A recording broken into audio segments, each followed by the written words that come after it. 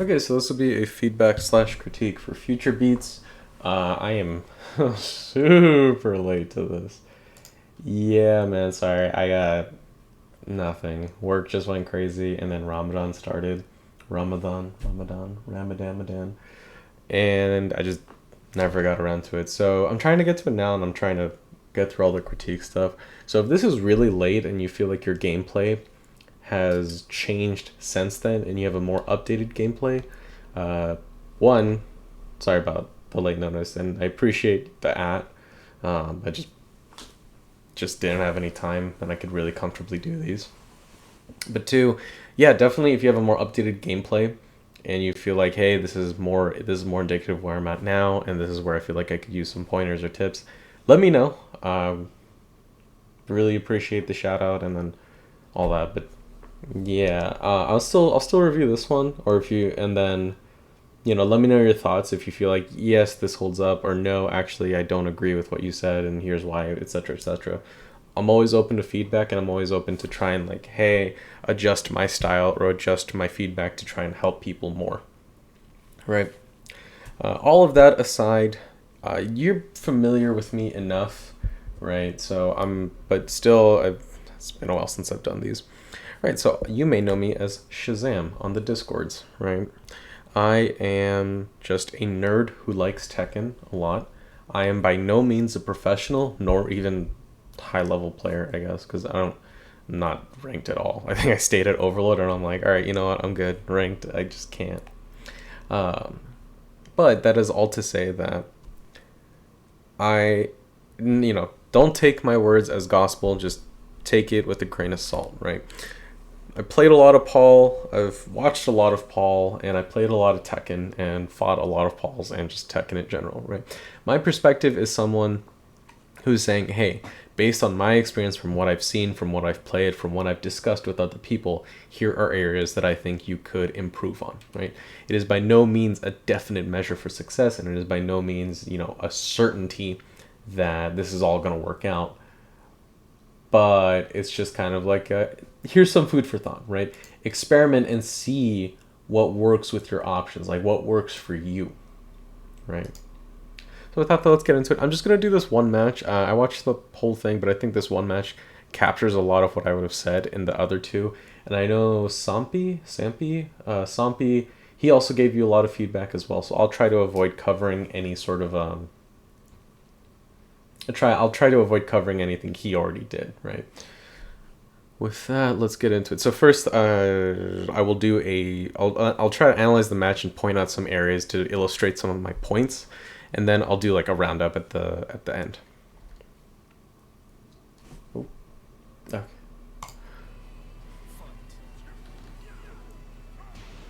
All right. So right here, right at the start, this interaction, you try to go for the whiff punish with the jabs. Completely understandable, right? But you're in whiff recovery, and you're in a zone where Paul is not comfortable, right? Where he's kind of in that close range. He's not close enough to make use of Demo Man and Death Fist mix-ups, but he is close enough where the opponent's close-up tools can really bully him, right? Like Heihachi has really good jabs and a really good down forward one. So I gotta wonder, like, what's the thought process here? Why the immediate core circle back four? All right. It's what led you to that decision. What was the thought process behind here? And I'm not trying to criticize you, right? I'm not saying that what you did was an absolute horrible decision, but right here I don't think it was the correct one here, right? A lot of Paul is just accepting that you tried to take your turn, it didn't work out, and that we're just gonna hold off and wait, right? It can be kind of tricky with Paul because you see a lot of Paul players, they just like throw a lot of stuff out, like Justice. He just seems to have impeccable sense of timing, and he'll land core circle back for a counter hit like nobody's business. Or Knee, who just lands like whatever the fuck he wants whenever, right? And that so it's true, like there are definitely times you can steal a turn or steal momentum with a good counter hit launcher because you have so many and they're all really good. But you also, I'm a player who's very risk averse, right? I'm not someone who likes taking a lot of risk. In my gameplay, you might see it often because it's just like out of habit, right? But just tossing out a Corsica back four at the higher level against higher level opponents with sharp reactions, they're going to be on the lookout for any of these moves and be ready to punish you. Here it was more, I don't know. It wasn't luck. He just happened to evade with his demon uppercut, whatever that is. It was just unfortunate timing. But just I think in general, if you whiff something like that, your focus should be, okay, hold off, wait, let me reset to neutral, see what my opponent's reaction is to my, because think about it, every interaction you have with your opponent is information you would be gaining, right? You just whiffed a jab in front of him. What is the Heihachi going to do? You've already played a match with him at this point, so maybe you have a bit more, your mindset is, I have a bit more information here. He's going to go for like a slower move, hence the Corsica back four. But in my opinion, you hold back, you wait, because your turn's over, right? You're in whiff recovery, right? If his jab strings aren't blocked, Paul's whiff recovery is pretty ass, right? If any of his stuff isn't blocked, his whiff recovery outside of the memes with down 4-2 are pretty ass. You have to really put the fear of God into your opponent first, of like, you're gonna respect me whiffing buttons first. And it's harder to do because everybody's played against a lot of Paul. And we're like 5 seasons into this game, 4 seasons, whatever, right? But people know the gist, right? They know they have by this point, a lot of players will have enough. Even players that you don't think like this player is never against Paul in his life. He might whiff punish you when you least expect it because Paul is such a popular character. Hence, my thought process: you whiff something, you block something super negative, hold it. You hold it. That's just something that comes with the territory when you play Paul, is that when you go to take a turn, after you've tried to take your turn, whether or not it was successful, right? If it was successful, awesome, move on with your life. But if it wasn't, right, like it got blocked, you whiffed, whatever, you got to hold it, right? Because you're taking on extra risk by then further pressing buttons against characters like Heihachi with the plethora of counter hit tools is asking for death and just building bad habits, right? Unless you know for sure that based on my opponent's habits, I have a read that they're going to do something that I can just Corsica back for. Again, not the worst decision. I just think, again, this is just my playstyle. If you're more comfortable in that playstyle, like I'm comfortable challenging my opponent, go for it.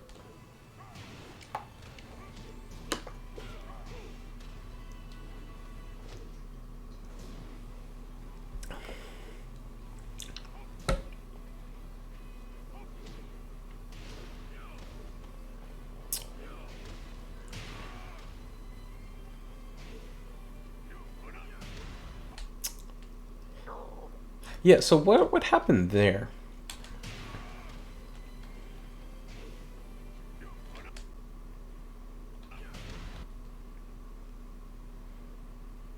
I don't think it was a bad decision. Maybe you saw whatever move he was doing, and you're like, okay, I can go for a whiff punish here or interrupt him.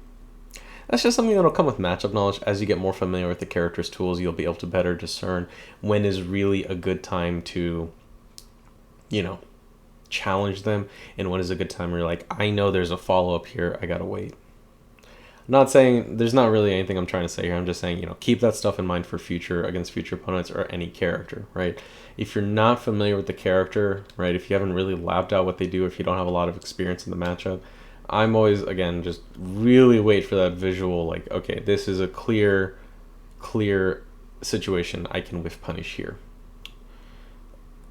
But again, at the same time, like, you can just go for it, right? And then if it doesn't work out, now you know for the future. Right? So either option is fine. Either play it extremely safe and only go for it when you know it's going to work out, or, be a bit frisky with it, just go for like, fuck it, I'm going to go it here. Go for it here. Right? The challenge didn't work out, but now you have information in the future. You're like, okay, in the future, in that situation happens again on another Heihachi, I just got to wait a little bit. Just stuff to keep in mind.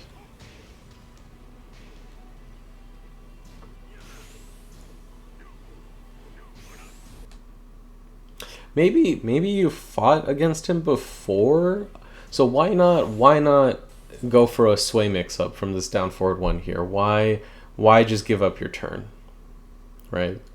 Your turn is technically not over, it's -2, and the Heihachi started backdashing, so he gave up any opportunity he had for pressure. So why not go for the sway mix-ups? Is it because you faced him before and he's pretty good at handling the back sway cancels from down forward 1? Is it because you don't like the back sway cancels, right? Even if you're not a big fan of the mix-up, which you don't have to be, it's not like amazing. It's still something to consider of like, okay, I have I have a pretty good mix-up situation, and more importantly, I can see how they react to that mix-up, right? If you go for the cancel, do they immediately challenge you? Are they very passive? What moves can you get out of it, etc., etc. Stuff to, always experiment with. If you're early on fighting an opponent, right? You should be doing a lot of experimental things to see, experimental, but don't take too much risk, but experiment to see, okay, what are the reactions from my opponent here? What can I be doing to elicit a response from my opponent? What is their response? And then how do I respond accordingly, right? So you take an action, the opponent has a reaction, and then you adjust your game plan based on the opponent's reactions. And it's just something you just got to build up that experience on, right? And maybe you did try down forward 1 mix-ups on him and they just weren't working out, so you've forgone it, which is fine, right? That's completely understandable. But just another, food for thought, right? How, when you utilize a tool, when you press a button in a match, why are you pressing it? What are you hoping to gain, right?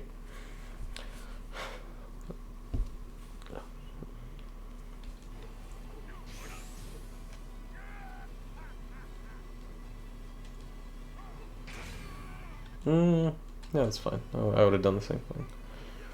Nice. Excellent whiff punish.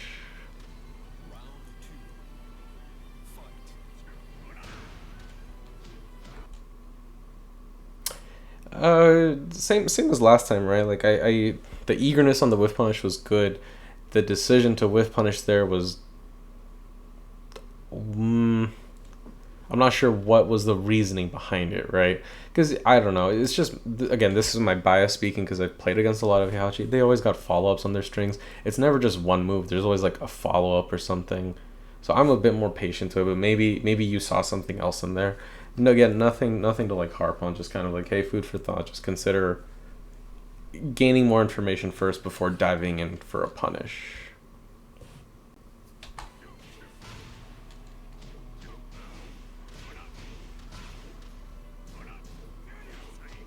Good challenge. Okay, wait. Actually, okay. So right here, this is a good challenge, but like, you're backed up against the wall. Actually, I actually don't know that. How?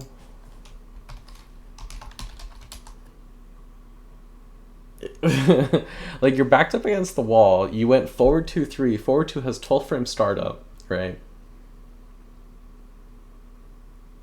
What was the reasoning behind it? Even if it was successful, let's say you challenged him and he didn't do anything, and actually let's test that out. Ooh, oh that's on block, on hit. That's fine. On hit's like plus the 65.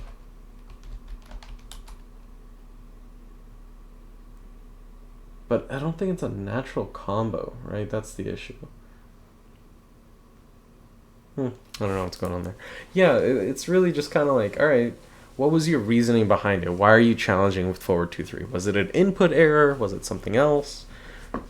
Just if you're under pressure, right? Safest option is just jabs, right? Unless you're playing against like a very parry happy Heihachi or Fang, right? Your safest option is just gonna be, I think I can disrupt them here. 1-2. All right, cool. But it's whatever.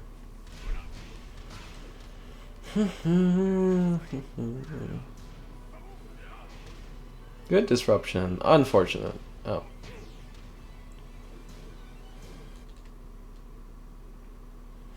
I like the attempt at the delayed hop kick punish. I guess it's not as negative as one would think, right? It's clearly not a stagger block, so that's just, I'm not gonna talk much about like matchup knowledge stuff, frame data stuff, punishment opportunities, unless he's like getting away with some clear cheese where I'm kind of like, all right, dog, here's what you got to do here. I'm gonna leave that up to you. Homework is on your end, right? Just figure out what the punish situation is there and just be ready for it next time. But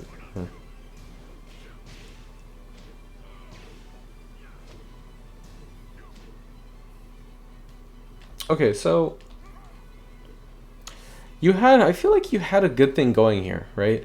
You start, oh, a little bit further. You start chipping away, right? He's not ducking Corsica forward 3. He starts challenging you, but then you start to back off, and I'm curious as to why that is, right? Because all you're doing is just backing off and giving the Heihachi breathing room, which you don't want to do. If you're in this situation where you're able to get in some chip damage and they start showing signs of life and they start like retreating, I don't think you have to. I don't think you advance forward, right? Because I don't want to be that close to Heihachi. That's a pretty scary situation. But I don't think you just back up like that. You have to readjust your positioning. Your goal should be, all right, I'm going to start sidewalking or sidestep right. So that way that Heihachi, because you already see him doing it, right? So you hit him, he doesn't block it, he challenges you a bit, and then he immediately starts backdashing and then going sidestep left to disengage from the wall, right? Here you should have been slightly advancing, but more not like just horizontally, but like laterally, right? Not, you shouldn't just be running towards the Heihachi, but you should be laterally repositioning yourself so that Heihachi's back is to the wall, and then Paul, he still kept keeping his pressure on. You don't even have to throw out a move or anything, right? You just got to keep going forward. Or, right? So like right here, when he disrupts you, right? This is negative on hit, right? He's not advantaged, and he's clearly backing away. You dash forward, right? You chase him down and then do something like Corsica forward 3, so that when he tries to step away from that, right, he'll get chipped in for more. Yes, it'll put him in rage, and obviously it's not a fun place to be in against Heihachi, but it's like, I just think that the biggest issue is you giving up your pressure and your momentum and just kind of resetting to neutral, right? And unless you have a commanding, domination of the neutral, it's just kind of like, I guess you're not losing much here, but you're not gaining anything, which is the issue. Yeah, like I said before, I'm a risk averse player, but like here, I think the risk of keeping my momentum, of keeping my advantage, is worth the reward of keeping my momentum and keeping my advantage is worth the risk, right? That's the thing here. It's not like, yeah. I'm rambling on it, but you see what I'm saying, right? Like, you're now, look at all this distance between you and the Heihachi, and yes, you have like a slight life lead, and I mean technically you can be going like, okay, he's not enraged, time for me to back off and wait for an opportunity. But it's not like the Heihachi is really throwing out a lot of like crazy risky stuff, right? Like, he's not doing hell sweeps left and right. He's just kind of like chilling and occasionally throwing out a lot of Heihachi's power moves. And I think you are more likely to elicit a response that you can punish when Heihachi's closer to the wall than you are from here, right? It's very likely that you might make a decision to just run in, and then Heihachi just tosses out a button and hits you because all of his one buttons at least, right, reach super far.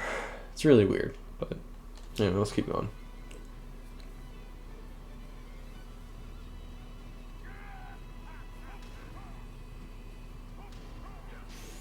I don't know what that move is, but I love the whiff punish here. That was perfect. That was really funny.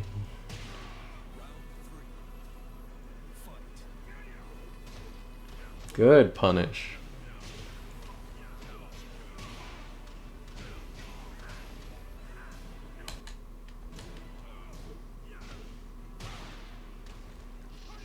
Oh, right. So let's talk about that, right? So you do that, you get a hit with Magic 4, and then he hits something with you. And it's like, what was going on there? I don't have inputs turned on, so I can't see anything. But were you backdashing? Did he just like clip your backdash? Right? There's a lot of situations I feel like where you're at like -7 or worse, or you have minimal frame advantage, you're at like +1 to 2, and then you start like moving around for some reason, and it's kind of like, I think in those situations you just gotta block, right? Either block or challenge it if you're like +1 to 2 or something, because again it goes back into, why are you backing up here, right? Yeah, Heihachi's scary, but who's really in a tough position here, right? Heihachi or Paul, who has a plethora of like wall splatting moves, right? It's a weird situation. I don't know. I just don't agree with whatever happened here that causes you. I think you did a backdash, and then maybe you're doing another one, or he just timed it where he hit you. But if you're backdash canceling, you should still be able to block that, right? Like, I'm not sure what's going on here. But that's something to consider of like, okay, if you're -9 or like +1 to 2 or -9, right? In those situations where it's not your turn, but you can't really move around it, you just gotta wait. You just gotta block. So being a bit more patient and just blocking will net you more results and more stability as opposed to constantly just trying to like run around and back up for some reason. I don't know. It was just like a weird decision to me here, and it feels like it happens every now and again with here, where you do something that keeps you safe, but then you immediately try to do something and act, and then just get hit out of whatever you're trying to do. So I think adjusting your timing here is very crucial for a lot of like future matches, right? If you get a button, if you do something that leaves you ambiguous, just they're you have a lot of options, and sometimes the correct option is just blocking. Because then you would have blocked whatever this is from Heihachi and then punished. Maybe not a wall splat, because maybe the pushback on block prevents like a wall splat with Heihachi here. But it's still important enough where it's like, okay, yeah, I should just block as opposed to moving around too much, which is risky, right? This isn't Tag 2 where you can move around a lot of different shit, right? Tekken 7 movement is just not as good. And it's not to say it's terrible or shouldn't be, considered for anything, but it's just one of those things where it's like you should be mindful of your other options.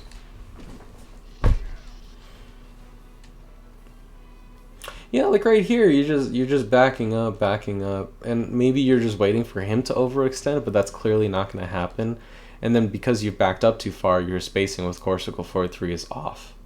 I think Sampi talked about it with like your spacing on some moves, and that's just something you got to work on, and just be more mindful of your ranges of when you play stuff. I don't really have much to add there.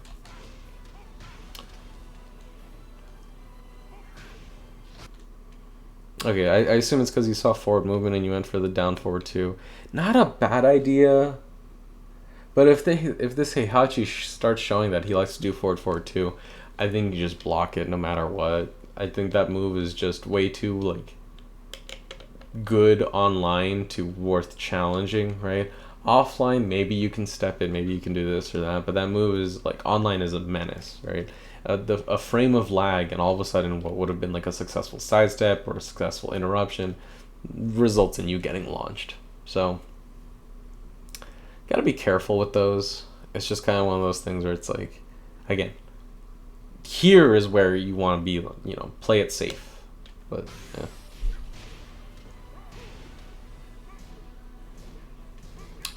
Good attempt on the punish, but not much to say here, but just practice and making those consistent, because right then and there, the Heihachi should have died. And if you're not comfortable with delayed hop kick, then your baseline should just even while standing 2 there would have been fine. But yeah. Okay, so you seem to be doing anything like I'm guilty of and every Paul is guilty of. All right, I'm under pressure, down forward 2, and it's like you gotta be careful here, right?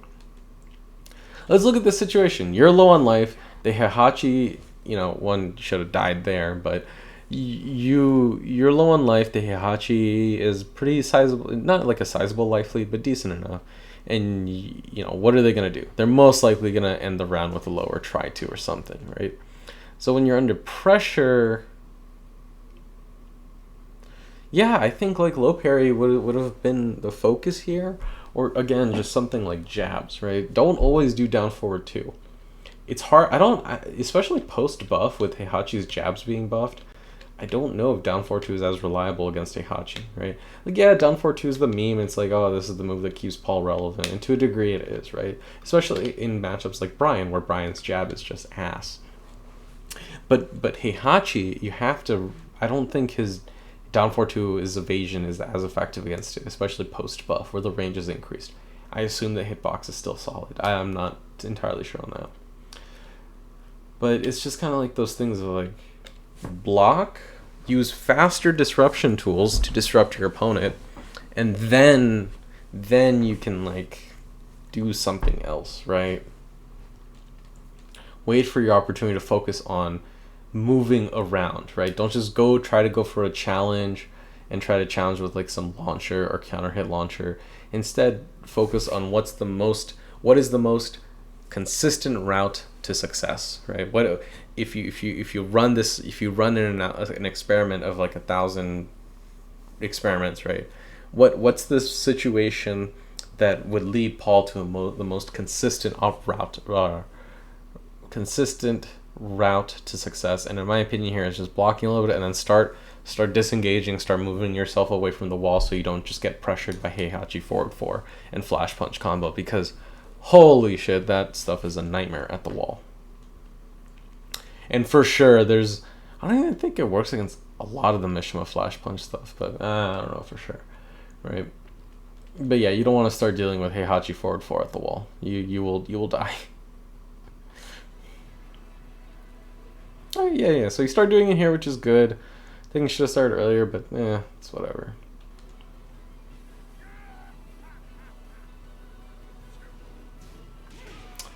You try, yeah. So that's what I'm talking about, right? Up to where is it? Up to right here, completely agree with every decision. Completely agree, right? You're trying to bait something from your opponent. You're just trying to like, all right, I'm gonna move around a bit. Let's see what he does. He goes for something. You tried for the whiff punish, fine. What happened here? Right? Because he blocked it, right? Yeah. So he blocked down forward 2, and then hit you out of something, clearly. Right? And yeah, it's a scramble situation where, adrenaline's running high, the life is on the lead, and you're just like throwing something out to get out of there. Understandable, right? But what happened here? Because this is kind of a reoccurring thing, right? Of like, you're in a situation where you shouldn't be punished, and then you just get hit out of something, right? And that's what I'm talking about in these situations of like, you can't move, right? Or if you can move, you're like +1 to 2, and it's just not, you're not gonna get anything crazy. Just block, and then wait for another opportunity to show itself. What that opportunity is, that'll vary a lot. That's just something that'll come with experience. But for right now, it's just block.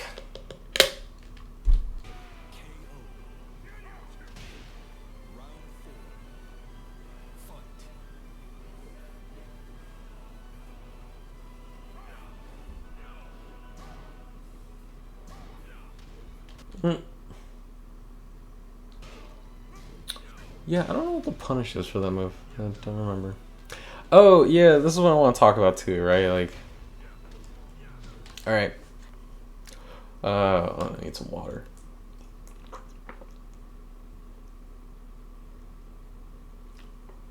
Excuse me. Alright. Demo Man. I'm gonna rant about this more later, but I think you're over reliant on Demo Man as a low. I just think you're way too reliant on Demo Man as a low. But I'm just gonna make a mental note of it to talk about it later. I'm just gonna keep it short here. You gotta start using Paul's other lows, right?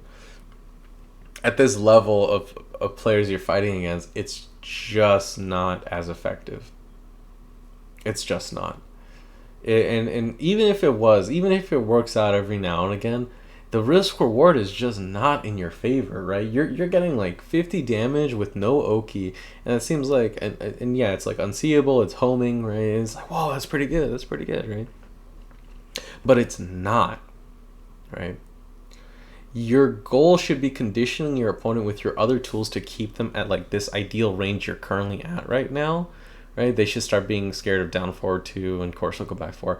And Demo Man should be the backup plan. Demo Man should be like they're in your face and they faltered for a second and then you Demo Man them to make them second guess their offense and make them look at it. It should not be your primary method of mix up.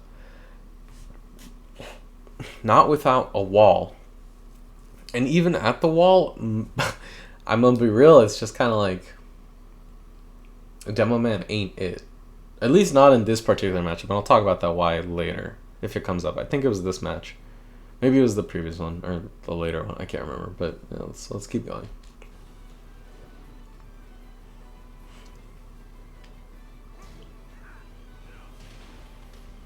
I guess I'll talk about it right here, right now. Like, look at this nice little dance you guys are doing, right? This is pretty good, right? You're both feeling each other out. No one's like really throwing out anything to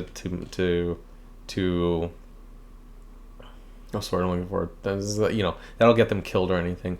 But you analyze the same situation you're in when Knee does it, right? When Knee or just even Justice when they're running around dancing around with people. I can't emphasize this enough. If you can master this, your Paul is going to be insane. Is just when you're in this sort of the throw is nice too, but when you're in this sort of ambiguous situation dancing around, remember to mix in the sidesteps, and then when you feel the opponent either approaching or close enough, sidestep 3, right? Pump in pedal is one of the best lows in the game, straight up, right? All the risk reward is heavily skewed in your favor, and if the opponent presses a button or just tries to run in at the wrong time with whatever their approach tool is, you just get like what, 60 free damage, maybe like 50, I can't remember. But you see this all the time with like Knee and Justice. They're dancing around, and then they'll do like an instant sidestep 3, right? And it's really fucking good, right? It's one of Paul's best pokes, right? But obviously it's awkward with coming from sidestep, right? The Paul's timing can be very predictable, and that's why people maybe not use it as much, because the only time they ever use it is the only time they ever sidestep, and that's just not how it's supposed to work. I think your movement is clean enough, and you do a lot of like sidestepping to try and either reposition yourself, but that's also really useful because that can help mask your sidestep 3 opportunities, right? Sidestep 3 is an unseeable low that's -12 and +4 on hit. And you definitely could be utilizing more, especially with your playstyle. I think you have the movement to really utilize it. Obviously, spacing is an issue, right? It's not exactly like a stupid far range low, but I think it's an issue that can be overcome with just practice. Highly recommend incorporating that into your gameplay.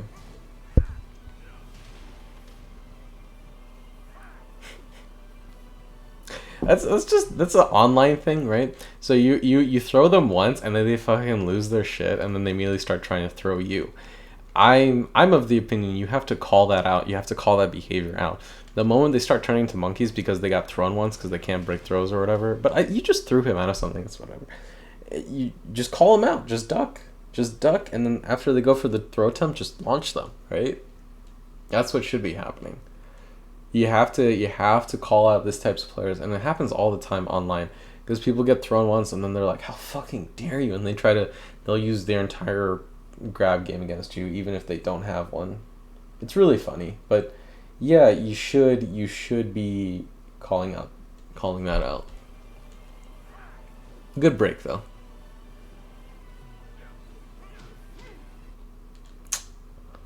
I don't disagree with the down 4-2. Maybe a little bit later would have worked out, but that's fine.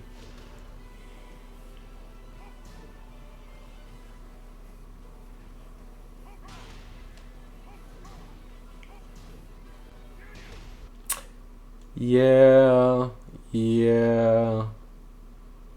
They were ready. Could you have backed out of there? No, you're kind of in like that awkward corner situation, right?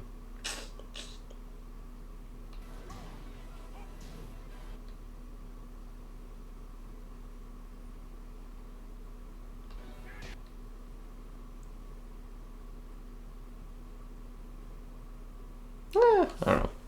That's fine. Let's just keep going. And here's the fun part, right? Forward four. Ooh, nice.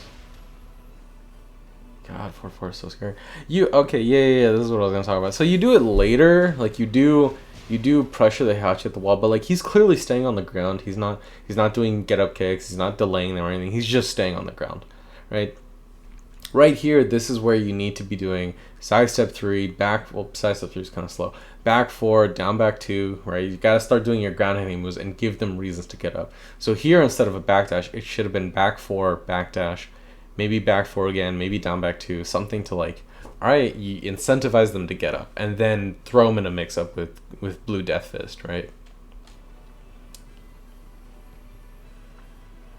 Because now look at the situation you're in. You're trying to your spacing's throwing you off. The Heihachi's gained a lot of ground. He's backing away from the wall. You try to reposition to maintain your advantage, but it's just not working out. And it's like, yeah, better safe than sorry, etc., etc. It can be scary. It can be scary trying to maintain your position against an opponent that you're not comfortable fighting with, or you're just not familiar with their habits yet. But again, it's that you need to maintain it because that's how you're going to elicit responses from them. Just backing away here and then just dancing in the background, right?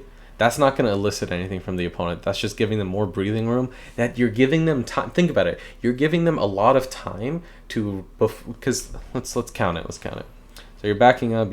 So let's 1 Mississippi, 2 Mississippi, 3 Mississippi, 4 Mississippi, 5 Mississippi, 6 Mississippi.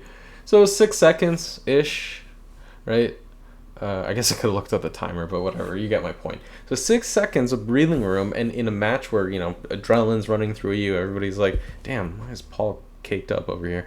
Everybody's like running through you, right? You're giving your opponent breathing room they wouldn't otherwise have, and now you're giving them time to like reassess the situation, get their bearings. When if you just kept up pressure here, right? They'd start being like, "Oh shit, he keeps chipping away." At any point, like think about it. At this position right now, right? From here, like if this was IRL, you basically have a gun pointing to your opponent's head at any point. That's the power of Blue Death Fist, right? That's the power of Blue Death Fist. Is just you have a gun to your opponent's head and they're under a panic situation of at any whiffed button, anything, any slight mistake, and I'm dead. And you need to take advantage of that mental state that your opponent is in. Backing away here and trying to just reassess the situation. Maybe this is your comfort zone. Maybe this is like where you're comfortable because you're comfortable just kind of like, all right, let's take a breather and then let my opponent do something I can punish. And that's understandable, but I don't think it's the correct decision here. Right? Or at least it's not the most efficient decision. Or maybe efficient's not the right word. I don't know. Like you're not maximizing your momentum here, and that's the thing. You're just giving a momentum too often, and then now the Heihachi has time to like take a breather, reassess himself, and kind of change up the flow. And the Heihachi is in the clear advantage, right? He can just run away as much as he wants, and you're the one in trouble, and you don't have a wall to back yourself up. And it's just not a position you want to be in. But anyway, let's continue.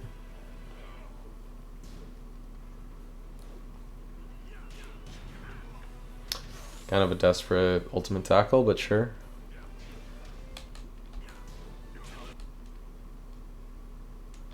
Ironically, as much as I talk shit about Demoman, right? Demoman would have gotten the round there, but it's fine.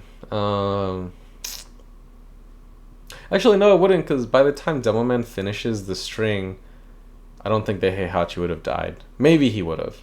Maybe the second hit would have connected, and that would have been enough damage. Even if it doesn't kill, right? Like, it would clearly... Because you hit Rage at what? You hit Rage at 41 now?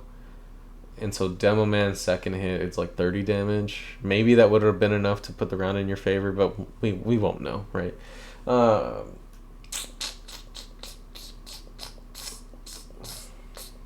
Yeah, it's tough. I don't know, but let's keep going.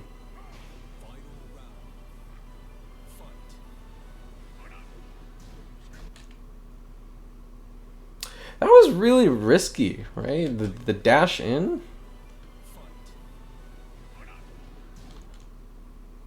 Huh. So let's talk about that. Let's analyze like what could have been done differently, right? So here, I usually keep my whiff punishment really simple. I don't want to think about it much. I just keep it. It's either back 1-2, sometimes it's 3-2, and then it's death fist, and those are like most of the options I'll rotate between, with the occasional jab string if I'm just not sure about back 1-2. But that's the thing, is that you do have a lot of options, and then here maybe consider forward 2-1 as a whiff punisher a bit more, right? If you're already going to be advancing, because if you advance forward, then stop, and then do down forward 2, if it's not like one fluid motion, I don't think he'll be in time to do anything. So here, this is a situation of like, okay, maybe forward 2-1 was the answer for whiff punishing. Not a big deal, but just something to consider for the future. Good blocks, because we know before that's what ended up killing you. Nice. Okay, so what's going on here? So you do this. Why? Okay.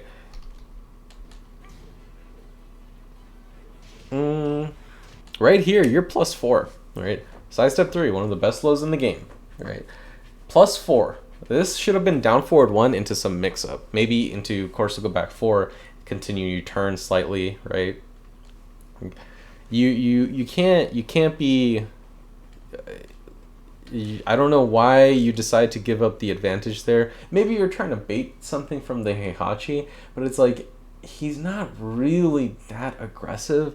He's not really pressing that many buttons. He's not all over the place, right? He's not really doing that much. So you should be pressing your advantage and taking your turn here. And just in any of these situations, if you land sidestep 3, it is your turn. It is your time to shine, right? You either do back 1 to ensure nothing the opponent does is going to beat you. Except maybe like Sabaki's or some shit, I don't know. Or you do down forward 1, right? And continue like a safer-ish mix-up from there. But just letting it go is not good.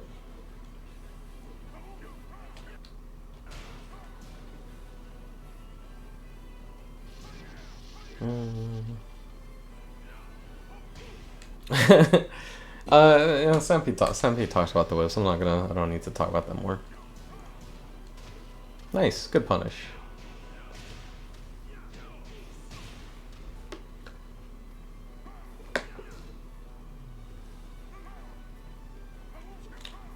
Okay, so right here, right? This is where dash blocking comes in. This is where you need to like, look, you have the health lead, the Heihachi's really close to the wall, and you're just backing up and giving them all the space in the world to work with, and you can't be doing that, right? The wall is your best friend, right? Anytime Paul has their opponents back into the wall, it's a fucking 2v1 game, right? It's a whole different game the opponent has to play. And just in general, I think even if you don't get your opponent to the wall, you don't want to be at this far distance, right? Because very often the opponent will run in, Paul will whiff a button, but then the opponent is just, you whiff the button too early, right? And then the opponent just runs in and whiff punishes you. You can't, the advantage of whiffing down forward 2 and course will go back 4 is at those ranges where it's really ambiguous. The opponent thinks, okay, I think I can whiff punish him here, right? And then they go for it, and then they get counter hit. But if you're in that situation of this super far range and you start whiffing buttons, it's not going to do anything. It's just not going to. So definitely need to reassess your approach to pressure and just approach in general. But I'll talk about that later. Like right here, it was good. You elicited a response, and I don't think it was bad. I don't think you got like lucky or anything. I just think this could have happened sooner, and then the closer, like if you had done it sooner, the Heihachi would be closer to the wall, and that'd be less work for you to do. I mean, you get a combo here. This is solid.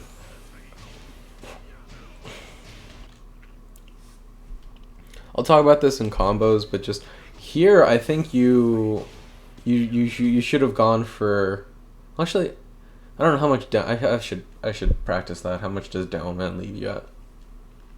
But this should have been 3-2 back two, right? It should have been 3-2 back two, and then the Heihachi is just one hit away from death. But that's fine. Yeah. So what's going on here? You block it, and somehow he's hitting you out of something, right? I've talked about it before. I'm not going to talk about that much again. But I'm trying to make light of trying to highlight these situations as like, okay, you were safe here, but you're clearly doing something that's getting you punished, or that's not technically correct. You are not getting punished, kinda. You are taking damage when you shouldn't be, right? And that's the issue that we're trying to pinpoint here. So reassess your approach here. Like whatever you're doing, just you got to change it up. My opinion is just block, and then when he does something, then you just do it, right? But yeah. Oh yeah, what is that? 1-2-2.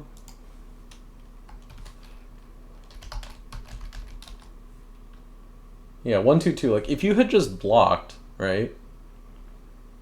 Because I don't think he can change it at any point. Like he can stop at 1-2 maybe, but if you had just blocked 1-2-2, it would have been your round, right? Because 1-2-2 is -12, so it would have been an easy punish.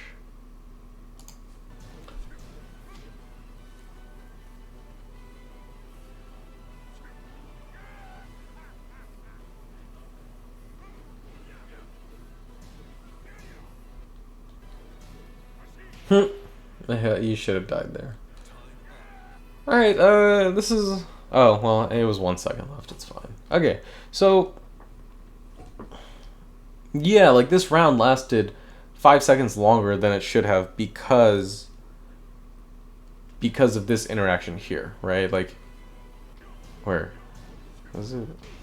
Yeah, because of this interaction here. Oh my god, it wasn't even 5 seconds.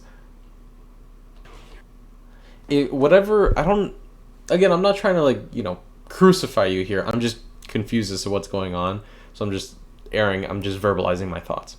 Right? This round lasted 17 seconds longer than it should have because whatever you were doing here should have just been a block and then punishing the Heihachi, who is clearly in a frantic situation.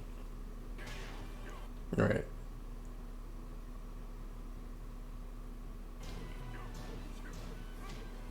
And now he's gonna start pressing buttons. At any point, just a single jab from him turns into rage drive, which just kills you. And that's it's not good. It's not good.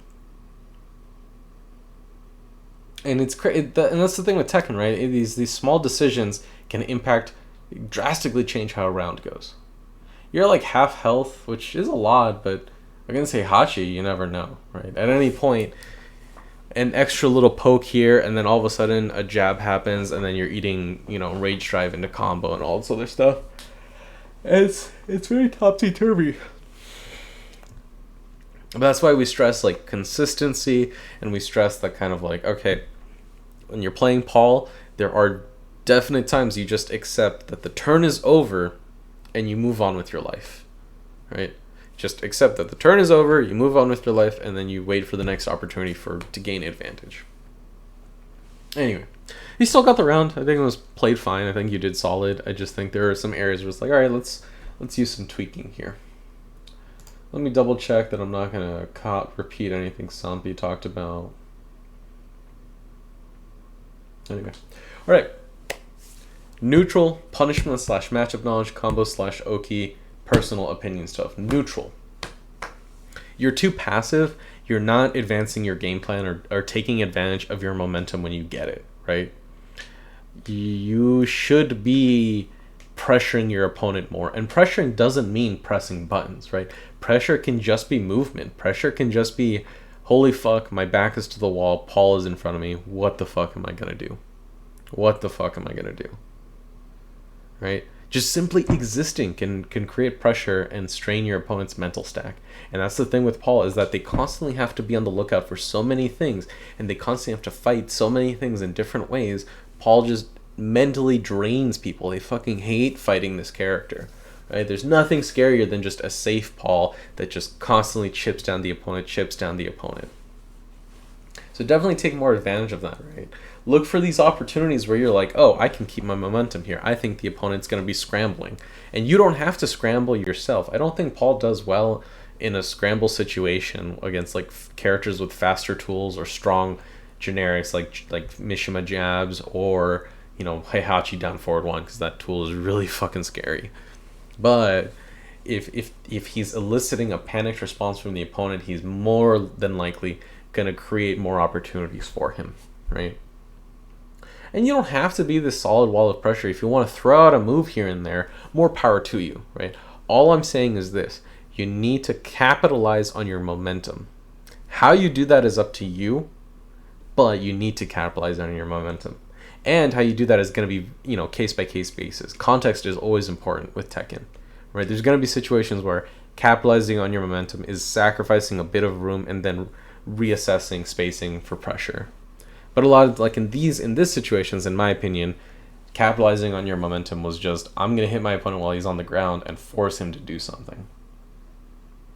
And if he's not doing anything yet, he's sure as shit going to start doing stuff now, right? Because people panic. It happens, right? The adrenaline's crazy. The adrenaline's rushing, right?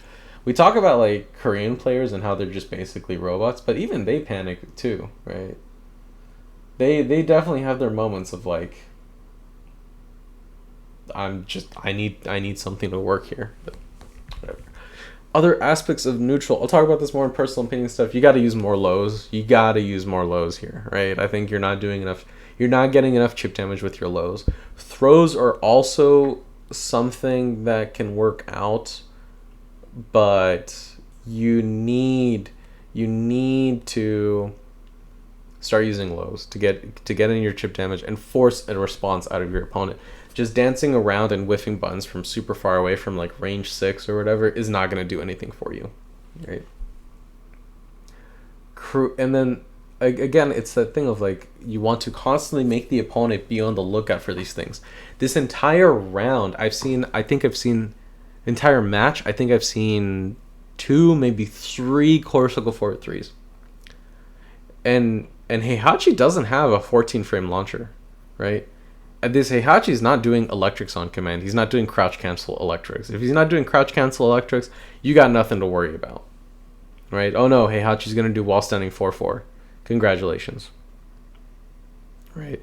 It's not Kazuya with twin pistons. It's not Jin with wall standing 2 or whatever, right? It's not Master Raven. That's what I'm saying. If the opponent is not on the lookout for core circle 4-3 and they just get to play their game as natural as can be, then they're not going to worry about it, right? So utilize a lot of options, a plethora of your toolkit.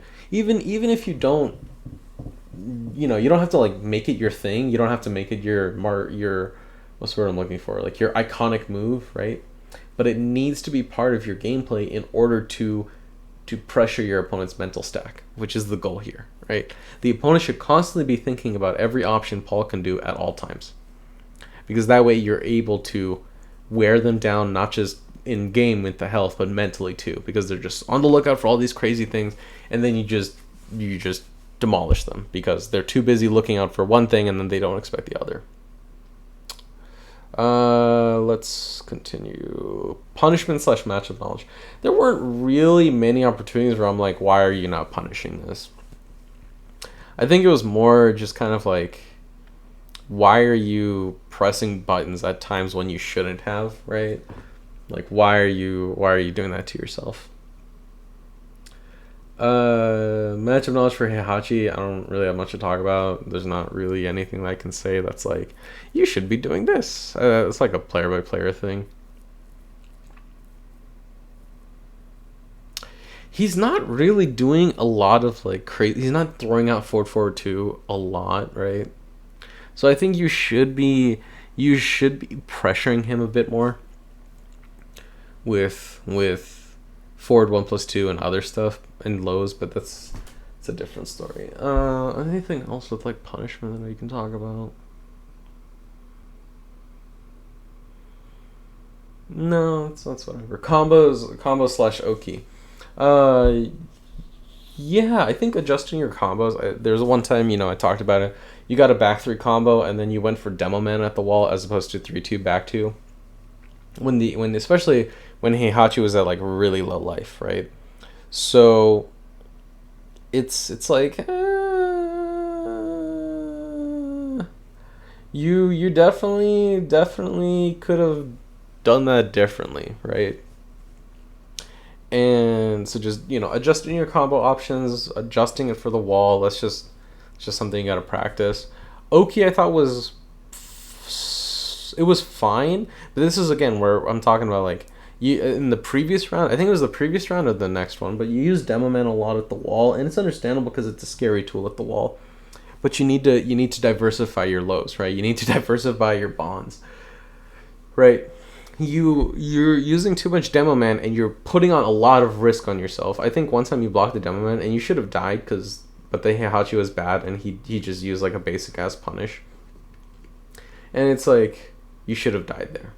And that's the risk you take with Demo Man, right? And it's a powerful tool, but you could be doing a lot more with just sidestep 3 or even just back 4, right? Especially back 4 counter hit at the wall, mix up city.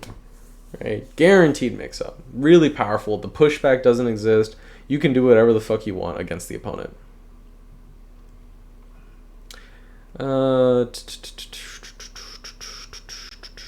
That's about it for combo / Oki. Not really much else to say here. Let me check in with Sampi. What did he say?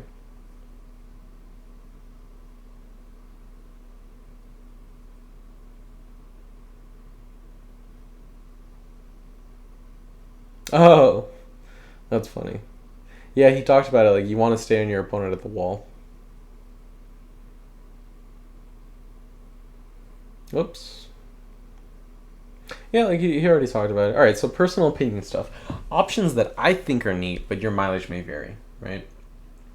I think, hey, these options are pretty cool, but do what you will with them. You need to use Corsical back 2 a lot more, right? I don't see a lot of Corsical back 4 or a lot of Corsical back 2. And part of it is because your opponent isn't ducking enough. Your opponent's not scared of your options. And you have to make them scared. People the default for people is like, oh, I will never duck Paul because his mids just delete my health, right? And that's absolutely fair, right?